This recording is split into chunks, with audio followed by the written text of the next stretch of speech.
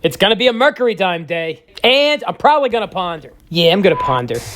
Yesterday's first. Who was it? Wow, the video got that many likes? I figured I may have babbled my way to a dead end. Or an endless path. One of the two. Oh, looks like Brandon got it again. I noticed Brandon has posted a video of a silver coin. Maybe click on him in the comments and subscribe. Congrats again. Let's go, Brandon. Legendary. As you can see, I like Mercury dimes. And I will be accumulating much, much more of them. Much more than you see here. Why should I buy generic silver when I can get Mercury dimes for about the same price? Yes, I may give up a little purity, but I gain some fractionality. Fractionality usually means more liquidity. I've heard there's 100 more people out there ready to buy a 1/10 ounce gold eagle for every one person that's ready to buy a 1 ounce gold eagle. How true is that? I don't know. It seems to make some sense though.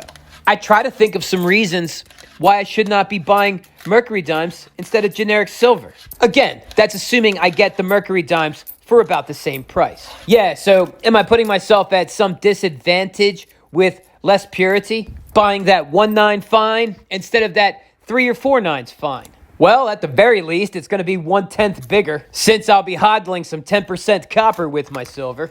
That could create some storage issues. Storage issues that become very obvious when you opt to stack silver instead of gold. That's one of those problems I call good problems. You can tell if it's a good problem if it likely will not be received well in a peasant talking circle. Everyone's standing around, complaining. You finally get your turn to talk about your grievances. I'm like, wow, stacking silver was a real mistake. I got so much of it, I don't know what to do with it. If I cram it in safety deposit boxes, for one, I'm going to need more than one box, right? I'm going to have to pay for those boxes. And even if I do fill one up, it's likely to collapse upon the boxes below it from the heavy weight of all that precious metal.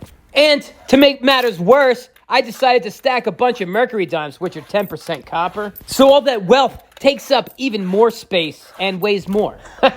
Yeah, that grievance likely will not be well received in many circles. Circles I prefer not to be in anyway. How can you quickly identify these peasant talking circles? It's easy. Listen for complaining or gossiping. Trust me when I say, when you hear those things, do yourself a big favor. Walk away.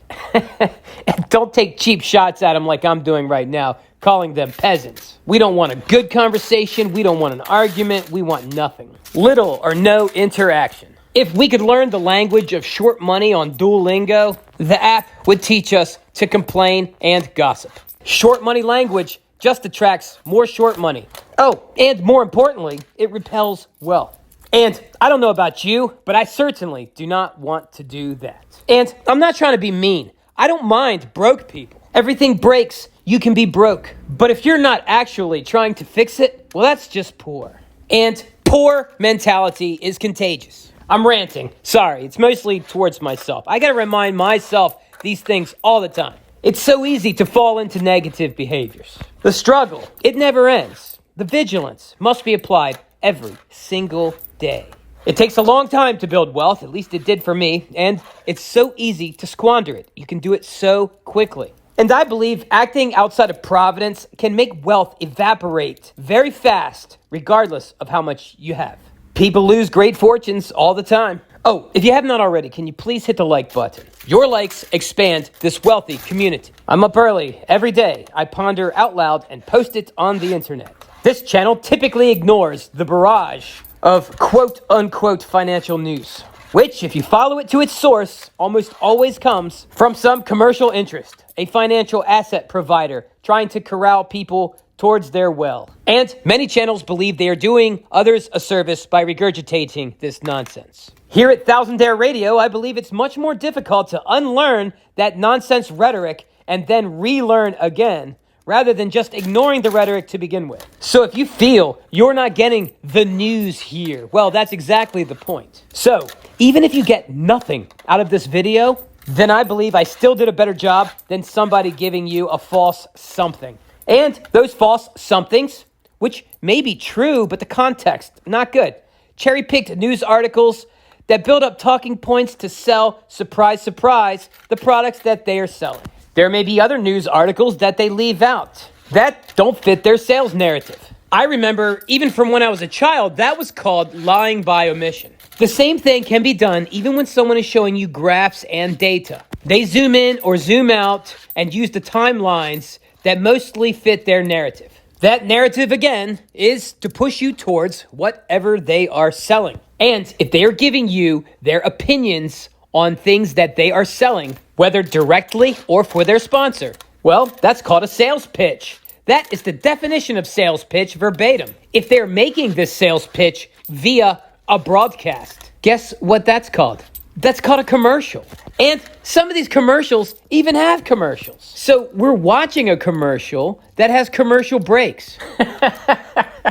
I bought YouTube Premium. I'm not even supposed to be watching commercials. Edward Bernays, Sigmund Freud's nephew. Apparently he came up with PR, public relations, and a very interesting definition of truth. Apparently he figured out if you repeat something over and over again, it will be perceived as truth. Have you ever even considered the definition of truth simply being repetition? Have you ever even considered the definition of truth simply being repetition? I couldn't help myself, but you get the point. Or do you? My point is, the things that we watch or listen to eventually have an effect on us. We may think, well, I know better. I'll still watch it. I know what they're up to. But the repetition will get you. That's why advertisers don't really care about truth so much as repetition.